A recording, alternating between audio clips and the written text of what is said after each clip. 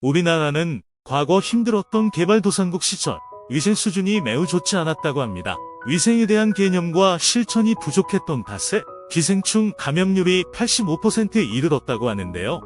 이는 거의 전 국민이 몸속에 기생충이 존재했다는 뜻이겠죠? 이를 방지하기 위해 학교에서는 배변 검사를 하고 학생들에게 구충제를 나누어 주기도 했다고 합니다. 그로부터 약 40년이 지난 현재 눈부신 경제발전으로 위생 수준까지 많이 좋아져서 기생충 감염률이 매우 낮아져 있는 상태라고 합니다. 그렇다면 우리는 기생충으로부터 정말 안전한 걸까요? 안타깝지만 최근 한국식품산업협회에 따른 기생충 감염률은 매년 늘어나고 있는 실정이라고 합니다.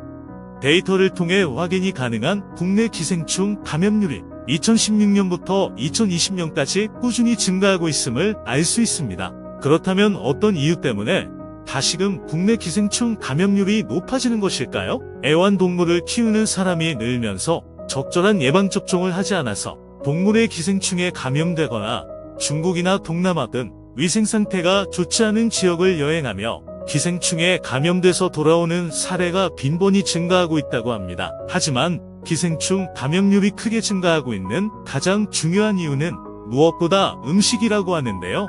여러분의 건강을 지키기 위해 열심히 조사하던 빠른 건강 또한 이러한 음식들을 조심해야 한다는 정보를 얻고 정말 놀랐습니다. 생각지도 못한 음식들에서 기생충 감염률이 정말 높다는 사실을 알게 되었습니다. 지금부터 기생충 감염을 일으키는 의외의 음식들에 대하여 함께 알아보도록 하겠습니다. 첫 번째 음식은 날치알입니다. 날치알은 고급 해산물로서 선물용이나 초밥, 샐러드 등 다양한 요리에 사용되며 특유의 맛과 식감 때문에 많은 사람들이 정말 좋아하는 음식 중에 하나입니다. 하지만 정제되지 않은 날치알은 기생충 감염 위험이 높다는 사실 알고 계셨나요? 이로 인해 날치알은 신중한 섭취가 필요합니다.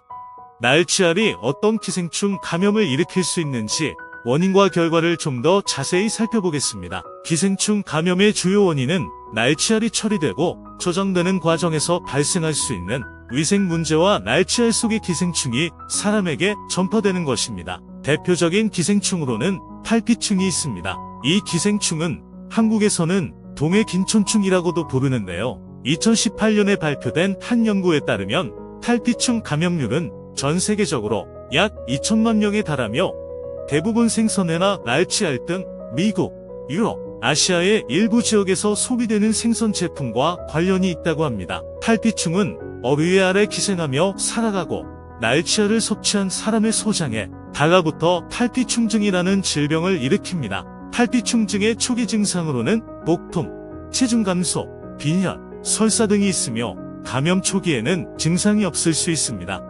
이후에는 설사가 지속되고 영양소 흡수 장애로 인해 체중 감소와 빈혈이 발생할 수 있습니다. 심한 경우 신장 기능 장애, 간 손상, 신경계 합병증 등이 발생할 수 있습니다. 2015년도 월드 헬스 오거니제이션의 보도 자료에 따르면 기생충 감염을 예방하기 위해 날치알을 섭취하기 전에 완전히 익혀서 먹거나 혹은 최소 24시간 동안 영하 20도 이하에서 기생충을 얼려 죽이고 나서 먹는 것이 중요하다고 전문가들은 강조합니다. 또한 날치알을 구입할 때 유통기한을 반드시 확인하여 신선한 것을 선택하시고 반드시 신뢰할 수 있는 공급처에서 구입해야 합니다. 혹여나 날치알을 제공하는 음식점에 방문하였을 시에는 깨끗한 주방 환경을 확인하시고 가능하다면 올바른 저장 및 조리 방법을 준수하는지 확인하시면 좋습니다. 집에서 날치알을 직접 조리 시에는 조리 전 날치알의 표면을 흐르는 물에 깨끗하게 씻어서 져주세요.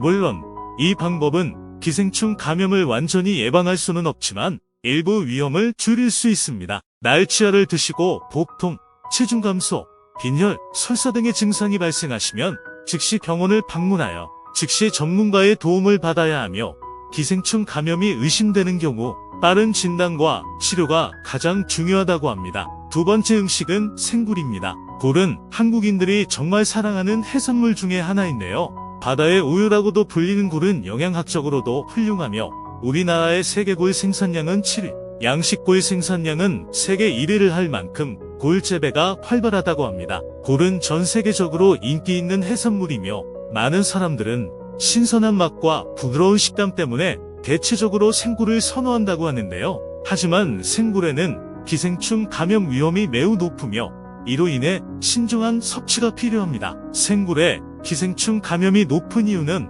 굴은 바다에서 세균, 바이러스, 기생충의 난자, 유충 등을 걸러내는 필터피더 역할을 하기 때문에입니다. 필터피터란 물속의 유기물 미생물을 섭취하는 바다를 깨끗하게 만들어주는 동물들을 뜻합니다. 하지만 이 과정에서 굴은 기생충 감염에 직접적으로 영향을 받을 수 있습니다. 대표적인 기생충으로는 간흡충과 폐흡충이 있다고 하는데요. 간흡충은 생굴을 섭취한 사람의 간에 기생하여 간흡충증이라는 질병을 일으킵니다. 간흡충증의 초기 증상으로는 발열, 피로, 복통, 권태감, 식욕부진 등이 있습니다. 만약 치료 없이 감염이 오랜 시간 지속되면 간경변증, 담석, 담도염, 담도암 등의 합병증이 발생할 수 있습니다. 폐흡충은 날 굴을 섭취한 사람의 폐에 기생하여 폐흡충증이라는 질병을 일으킵니다.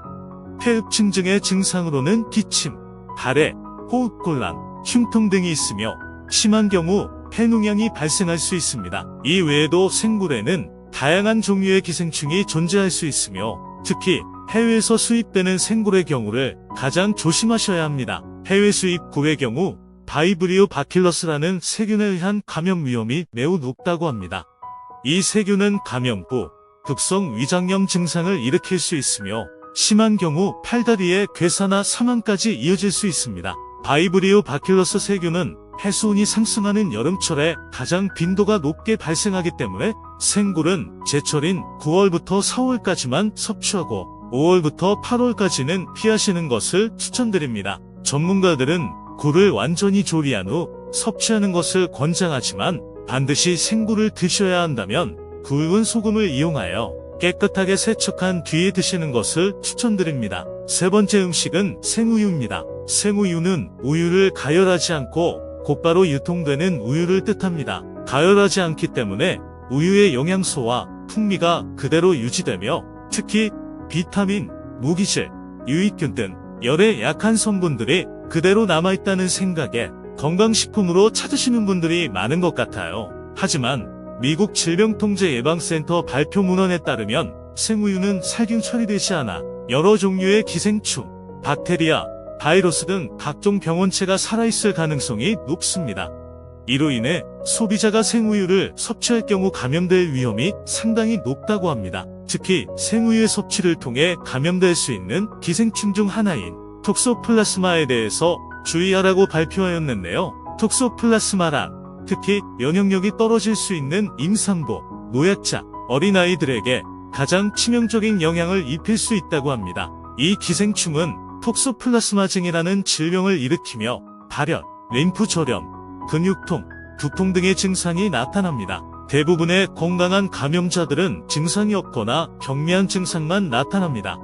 그러나 면역력이 떨어져 감염이 심각한 경우 뇌, 눈, 심장, 폐 등의 장기에 영향을 미칠 수 있으며 중추신경계에 큰 영향을 줄 수도 있습니다. 임산부가 이 기생충에 감염되었다면 유산이나 사산, 조산의 위험이 증가하며 출생 후에도 신생아가 심각한 뇌증, 안저, 정신발달지연 등의 합병증을 겪을 수 있습니다. 동남아 해외여행을 다녀오셨다거나 가공되지 않은 생음식을 자주 드신다면 구충제를 꼭 챙겨 드시길 바랍니다. 시대가 발전하면서 기생충에 대한 위험이 과거에 비해 줄어든 것은 사실이지만 현재 조금씩 증가하는 추세를 보이고 있습니다. 오늘 설명드렸던 음식들을 자주 드시는 분들은 꼭 주의해 주시고 많은 분들께 건강해지는 정보를 공유해 주시길 바랍니다. 오늘도 여러분들의 건강을 위해 빠르게 달리는 빠른 건강이었습니다.